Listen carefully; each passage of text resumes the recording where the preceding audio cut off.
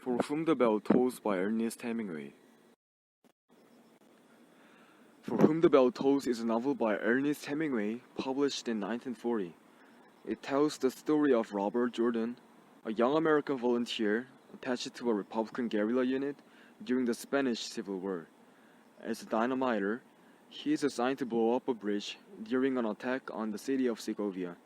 It was published just after the end of the Spanish Civil War, 1936 to 1939, whose general lines were well known at the time. It assumes the reader knows that the war was between a democratic elected, pro-working class, and anti-Catholic government, which many foreigners like Robert went to Spain to help, and a successful dictatorial, Catholic, pro-landowner revolt supported by Nazi Germany and fascist Italy. It was commonly viewed as the dress rehearsal for the Second World War, which in 1940 was just beginning.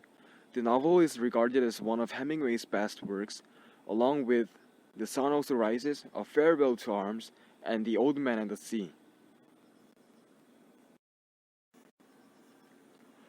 An American man named Robert Jordan, who has left the United States to enlist on the Republican side in the war, travels behind the enemy lines to work with Spanish guerrilla fighters or guerrilleros hiding in the mountains.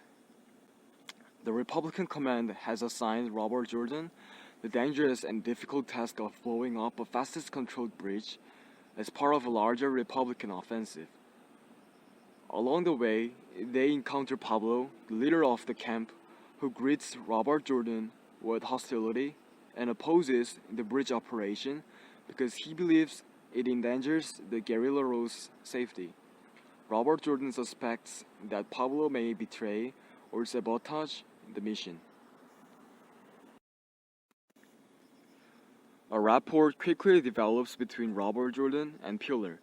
During the course of the evening, Robert Jordan meets the 6 other inhabitants of the camp: the unreliable Rafael, feisty and foul-mouthed Agustin, dignified Fernando, old Primitivo, and brothers Andres and Eladio. Privately, Rafael urges Robert Jordan to kill Pablo, but Puller insists that Pablo is not dangerous. That night, Maria comes out to join Robert Jordan as he sleeps outside. El Sordo agrees to help with the mission, but both he and Robert Jordan are troubled by the fact that the bridge must be blown in daylight, which will make their retreat more difficult. On the way back to Pablo's camp, Robert Jordan and Maria make love in the forest.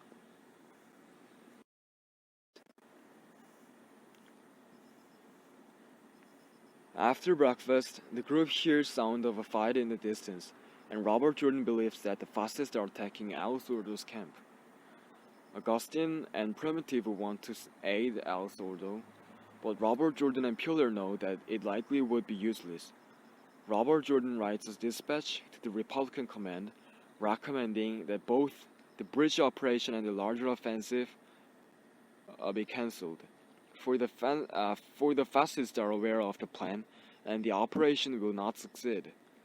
Maria again joins Robert Jordan in his sleeping bag that night, and they fantasize about their future life in Madrid. When Robert Jordan detonates the explosives, the bridge falls, but shrapnel from the blast strikes Al Solmo and kills him.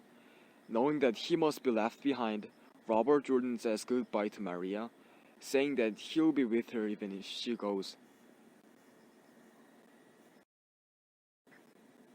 For Whom the Bell Tolls was hailed as Hemingway's finest work upon its publication, and is still considered by many critics to be his masterpiece.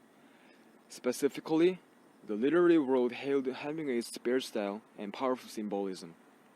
The love scenes between Jordan and Maria, the dramatic account of El Sordo's defeat, and the ironic commentary on the death of ideals created a novel of broad scope with greater emotional power than its previous novels. Themes such as love and war had been narrated before, but never with such realistic and poignant prose as Hemingway's crafted in For Whom the Bell Tolls. It is still celebrated not only as one of Hemingway's best, but also as one of the best war novels of all time. Thank you.